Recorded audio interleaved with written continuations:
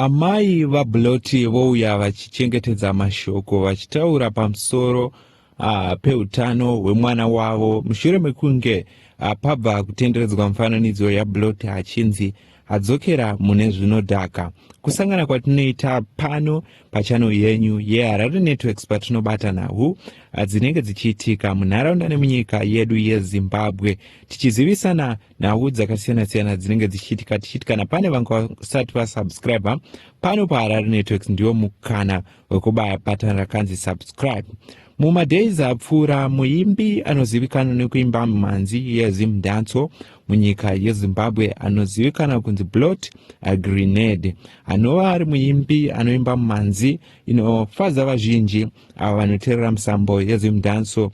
Wabutiswa mufananidzo apo paiimba mumhanzi yake, asi mufananidzo uyu wakaita kuti veruzhinji vagotaurawo pamusoro paBloti, vamwe vachiti Bloti adzokera mune zvinodhaka sezvo anga amotorwa neveMatrix avo verehab vanochengetedza vanhu vanotora zvinodhaka, asi mutumbo wake wanga wakadzikira zvasiyana nenguva yaakamboenda kurehab.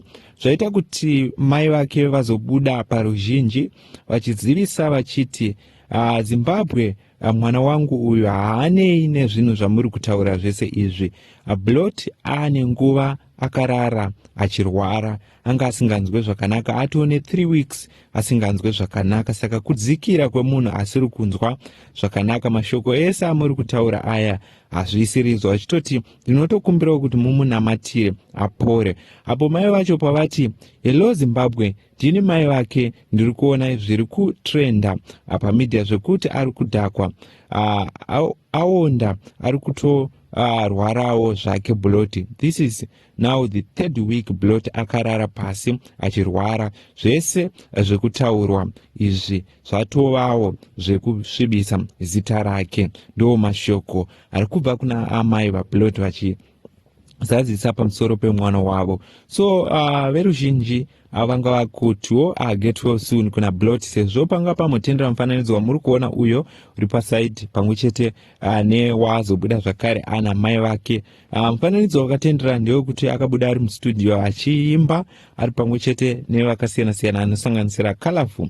So vaimbi vakasiyana-siyanawo votauro pamusoro paBloti zvakafanana naChiumaster akati I can see everyone is judging Bloti in his state right now. Artists go through a lot, especially in the name of protecting brands. Vachitoitwa rafu, we go through a lot muchigraft ichi tisingataure. Ndo mashoko evamwe. So shamwari yake ndiyo yakaenda kuna mai vaBloti, inova iri shamwari yake anonzi Simple Solid, ndiye aenda akagara pasi ana mai vaBloti pamwe chete naiye Bloti. Zvaita kuti shamwari yake igonyore ichiti ndakabatikana after ndaona video raBloti richitenderera pamedia ndikamutsvaga ininiwo ndandane time mukomana asiri kubatika even pafone, then ndamutsvaga ndikamuwana tikambotaura pachikuru, asi zvakawanda zviri kuitika kune mukomana. He needs our help.